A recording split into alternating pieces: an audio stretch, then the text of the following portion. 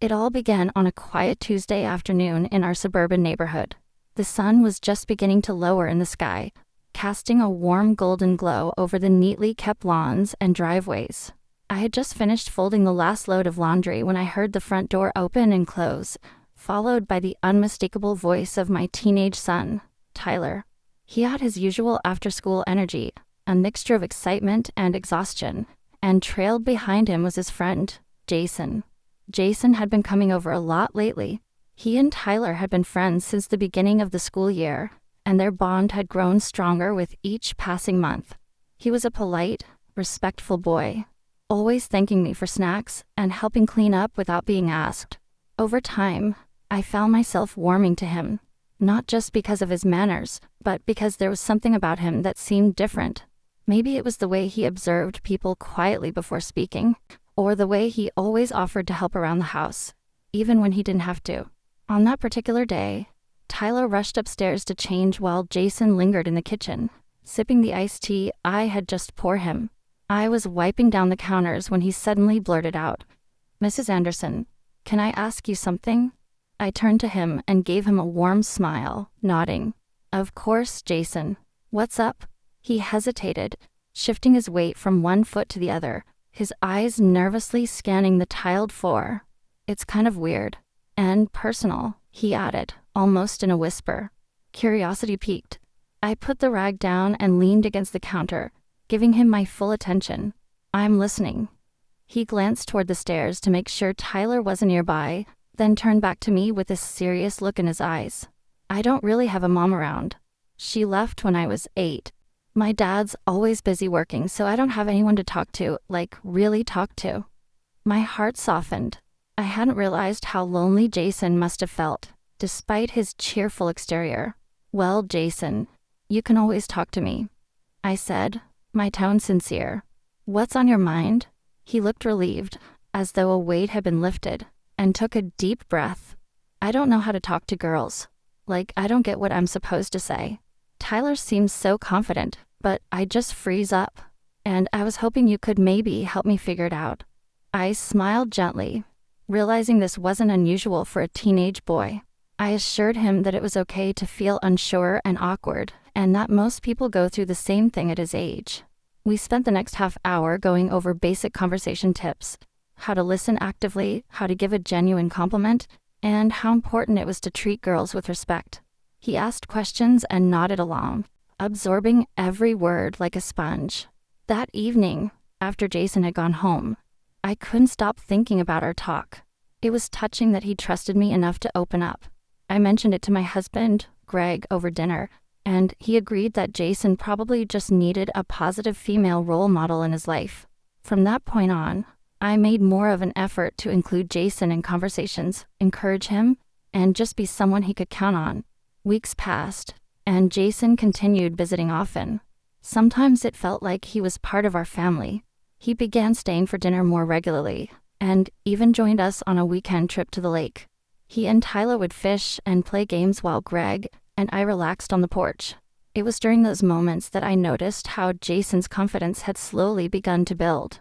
One afternoon, while Tyler was at a school club meeting and Jason had come by early to hang out, I found him in the living room flipping through one of my old photo albums. "You were really pretty when you were younger," he said, blushing immediately after realizing how it sounded. I chuckled and sat beside him. "Thank you, Jason. That's sweet." He looked at me and said something that caught me off guard. "You still are. Pretty, I mean." I wasn't sure how to respond at first. It was clearly a compliment, but coming from my son's friend, I had to remind myself it came from a place of admiration, not anything inappropriate.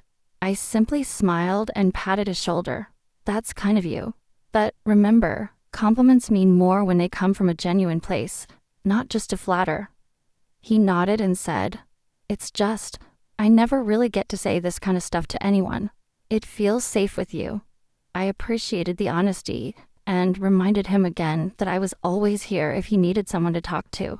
Things continued like that for a while, Jason talking to me about girls at school, asking advice on how to build confidence, even seeking input on what kind of cologne to wear for a dance.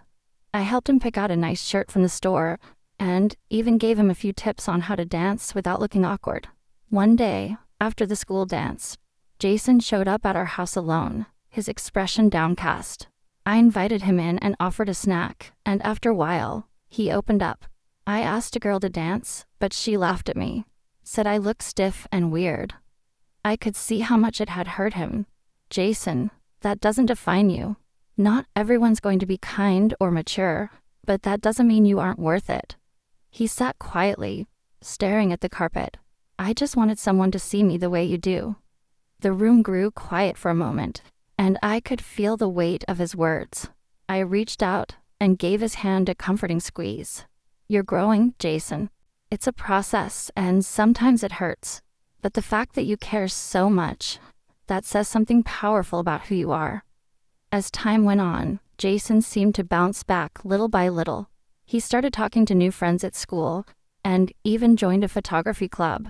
He would come over and show me his pictures, proudly pointing out how he learned to adjust the lighting or find a good angle. I encouraged him every step of the way, proud of the growth I was witnessing. A few months later, at the school's end-of-year ceremony, Jason received an award for Most Improved Student. His dad couldn't make it due to work, so he asked if we could come instead. Greg, Tyler, and I sat in the audience as Jason went on stage, beaming. When he saw us clapping, his eyes lit up. Afterward, he walked up to me and gave me a hug. Thank you for everything, he whispered. Later that evening, Jason stayed behind after Tyler had gone to bed. We sat on the back porch, watching the stars. I don't know what I would have done without you, he said. You've helped me in ways I can't even explain. I looked at him and said, sometimes people just need someone to believe in them, and you made it easy to believe in you. That summer, Jason landed a part-time job at a local hardware store. He started saving up for a camera and even offered to take family photos for us as practice. The boy who had once been too shy to speak had turned into a confident, thoughtful young man. And though I had only played a small part in his transformation, I was proud to have been someone he could trust and confide in. Looking back, it wasn't that Jason wanted anything material or inappropriate. What he wanted, what he needed, was guidance, encouragement, and a motherly figure to help him navigate a confusing time in his life. And what I did wasn't extraordinary. It was simply being there, listening, and believing in someone who needed it.